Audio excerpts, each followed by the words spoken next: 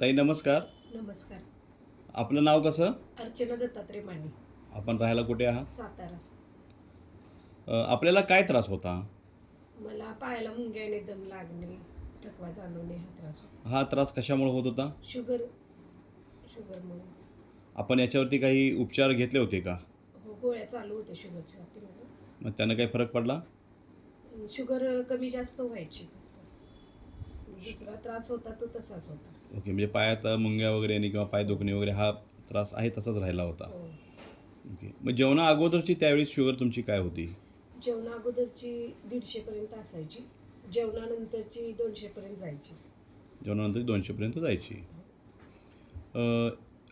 आता हे जे आमच्या समर सोशल फाउंडेशनचे जे प्रोडक्ट आहेत, अँटॉक्सा डी आणि अँटॉक्सा टी, हे आपण कधीपासून घ्यायला सुरुवात केली?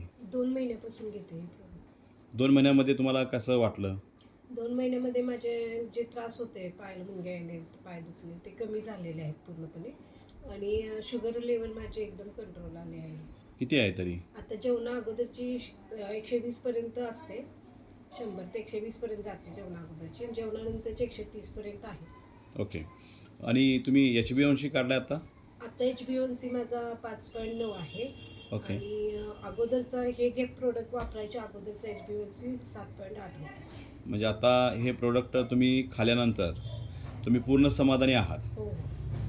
इतर लोकांना आपण काय सल्ला द्याल? हे प्रोडक्ट जरूर वापरून पाहावे.